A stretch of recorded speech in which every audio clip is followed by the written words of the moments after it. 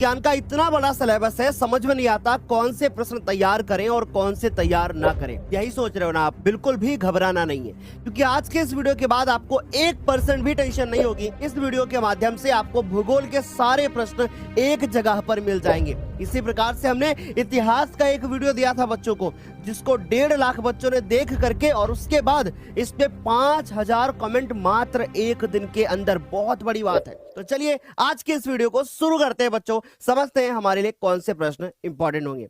बच्चों, पहला जो चैप्टर हमारे पास में है, जिसका नाम है संसाधन एवं विकास। इस चैप्टर से यदि सवाल बनेगा तो संसाधन के ऊपर ही बनेगा। अब संसाधन में कैसे बनेगा, देखो, संसाधन का अर्थ बताते हुए इसके वर्गीकरण को समझाइए। यानी संसाधन का अर्थ बताना है और बाद में इसके वर्गीकरण, यानी भैया हमें इसको वर्गीकृत करके दिखाना है कि इसके कौन कौन से प्रकार हो सकते हैं। उसके बाद दूसरा सवाल है कि भैया भू संसाधन का अर्थ लिखिए। ये वाला सवाल हमारे लिए बहुत ज्यादा इंपॉर्टेंट हो जाता है। और साथ ही साथ में यह भी सवाल बनेगा कि संसाधन के रूप में भूमि का उपयोग किन उद्देश्यों की पूर्ति के लिए किया जाता है, व्याख्या कर दो। ये इस चैप्टर का सबसे ज्यादा इंपॉर्टेंट क्वेश्चन है और यही क्वेश्चन हर साल बोर्ड के एग्जाम में आता है। आगे देखिए अगला सवाल क्या है कि मृदा से आप क्या समझते हैं, यानी मिट्टी से आप क्या समझते हैं। जहां पे आप लोगों को बताना पड़ेगा कि मिट्टी के प्रकार, जैसे काली मिट्टी या जो हमारी जलोढ़ मृदा हो गई, या फिर पीली मिट्टी, या फिर हमारी लाल मिट्टी, है ना। अब ये बच्चों आगे बढ़ते हैं। अगला जो सवाल हमारे पास बनता है वो है भारत में भूमि उपयोग के प्रारूप का वर्णन कर दीजिए। यानी भारत में कैसे भूमि का उपयोग किया जाता है, इसके बारे में बात करनी है। उसके बाद हमें बताना है कि 1960-61 से वन के अंतर्गत जो हमारे क्षेत्र आ रहे हैं, उनके महत्वपूर्ण, कह रहे हैं कि उनमें जो है महत्वपूर्ण वृद्धि नहीं हुई है। क्यों नहीं हुई? क्योंकि जनसंख्या वृद्धि हो रही है। तो इस सवाल का जवाब भी आपको बताना होगा। अगला है मृदा अपरदन का कार्य अर्थ बताना है आपको, और भूमि निम्नीकरण से क्या अभिप्राय है। बच्चों, ये हमारे 6 सवाल बनते हैं और इन्हीं 6 सवालों से ही आपका पहला चैप्टर कंप्लीट होगा। लेकिन आप चाहते हैं ना कि हमारा कल बोर्ड का पेपर है, इन 6 में भी कोई अब हमें आधा कर दे, वो वाले सवाल सर केवल हम कर लें ताकि हमारा काम हो जाए। लेकिन अगर आपको टॉपर बनना है, ये सारे प्रश्न तैयार करना मेरे प्यारे बच्चे। आगे देखो, अब जो दूसरा सवाल है ये बहुत ज्यादा इंपॉर्टेंट है, तो इनमें भी मैं आपको इंपॉर्टेंट बताता हूं। दूसरा सवाल, फिर उसके बाद तीसरा सवाल हमारे पास जो है वो क्या है, मृदा से आप क्या समझते हैं, और अगला कि मृदा अपरदन का अर्थ बता दूं। ये 3 सवाल आपको बोर्ड के एग्जाम के लिए तैयार करके ही जाना है, इनमें आप कोई लापरवाही नहीं कर सकते। अगला जो चैप्टर है हमारा, जिसका नाम है वन एवं वन्य जीव संसाधन। अब यहां पर कौन सा सवाल बनेगा, देखो जरा ध्यान से। वनों की हानि से क्या आशय है, और वनों से कौन कौन सी हानियां होती हैं उसके बारे में आपको बताना है। और साथ साथ में वनों की हानि से 3 प्रभावों का आपको क्या करना है, उल्लेख करना है कि जब वन की हानि होती है तो क्या प्रभाव पड़ता है। अगला जो सवाल बनेगा, वनों के किन्हीं 4 लाभों का, यानी आपसे वनों की हानियों के बारे में पढ़ना है, आपको वनों के लाभों के बारे में पढ़ना है। और हाँ, अभी मैं इसमें एक वन जीव संरक्षण अधिनियम वाला प्रश्न भी बता दूंगा, वो भी आप लोगों को नोट करना है। अगर ना भी लिखा मिले ना, तो वन जीव संरक्षण अधिनियम पर टिप्पणी लिखने को आती है बोर्ड पेपर में। आगे बात करते हैं, भारत में वन्य जीव संरक्षण के उपाय सुझाइए। यानी कि अब लो वही वाला सवाल बन ही गया ना, तो ये वाला सवाल हमारे लिए बहुत इंपॉर्टेंट है।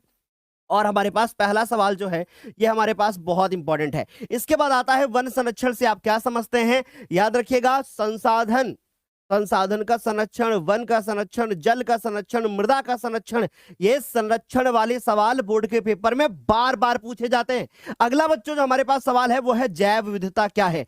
ये इंपॉर्टेंट सवाल है, ये इंपॉर्टेंट सवाल है मेरे प्यारे बच्चों। ठीक, यह मानव जीवन के लिए क्यों महत्वपूर्ण है, यहां पर आपको बताना होगा। फिर उसके बाद भारतीय वनों की प्रमुख विशेषताओं का वर्णन कर दो। यहां पर आपको वनों के बारे में भी पढ़ना है, जैसे आरक्षित वन क्या होते हैं, रक्षित वन क्या होते हैं, अवर्गीकृत वन क्या होते हैं, इनमें आपको डिटेल में समझाना पड़ेगा।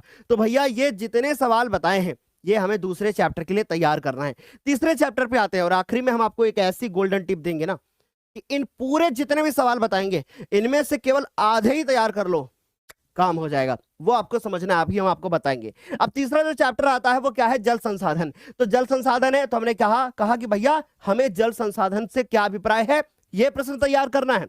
और हमें यह प्रश्न तैयार करना है कि जल संरक्षण से आप क्या समझते हैं, या जल संरक्षण आप कैसे करोगे, है ना। तो ये सवाल तो छोड़ के ही नहीं जाने आप लोगों को। तो भारत में इसका क्या महत्व है, भैया हर देश में महत्व होता है लेकिन भारत में पूछ लिया अलग से। उसके बाद दामोदर घाटी परियोजना के 3 लाभों का आपको उल्लेख करना है।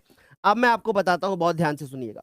दामोदर घाटी परियोजना, भाखड़ा नागल, ठीक, और उसके बाद एक नागार्जुन, ये याद करके ही जाना है, ठीक। जितनी नदियां हैं उनके बारे में थोड़ा सा पढ़ लेना, बांधों के बारे में पढ़ लेना। और एक सवाल सबसे ज्यादा इंपॉर्टेंट है जो कि अभी आपको लिखा हुआ दिखेगा, वो है बहुउद्देशीय नदी घाटी परियोजना से आप क्या समझते हैं, इससे कौन से उद्देश्यों की पूर्ति होती है, ये सवाल बनेगा। अब है हमारे पास नागार्जुन सागर परियोजना, जो कि भी हमने बताया आप लोगों को, और ये बन गया हमारे इस चैप्टर का सबसे ज्यादा पूछा जाने वाला प्रश्न, वो है बहुउद्देशीय परियोजनाओं से होने वाले लाभ बता दो और हानियां बता।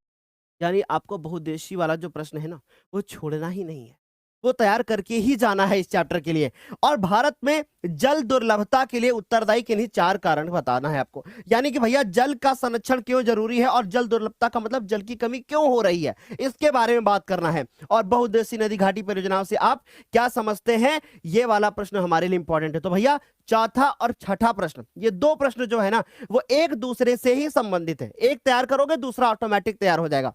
अब सर इन 5-6 प्रश्नों में सबसे ज्यादा इंपॉर्टेंट प्रश्न कौन सा है, बहुउद्देशीय नदी घाटी परियोजना, दामोदर वाला और जल वाला, और टिहरी बांध परियोजना पर आपको टिप्पणी लिखना है, ठीक। तो ये 7 सवाल हमारे हो जाते हैं। एक छोटा सवाल, भारत में जो है जल दुर्लभता क्या है, वर्षा जल संग्रहण की पद्धतियां। तो भैया एक बात बता देता हूं, अगर ये तैयार कर लोगे तो ये ऑटोमेटिक ही तैयार हो जाएगा, ठीक। तो इनमें से जितने हमने प्रश्न आपको बताए हैं तो वो अच्छे से तैयार करके जाना है, और ये जल दुर्लभता वाला आप इंपॉर्टेंट नोट कर लो, ठीक है। तो हमारे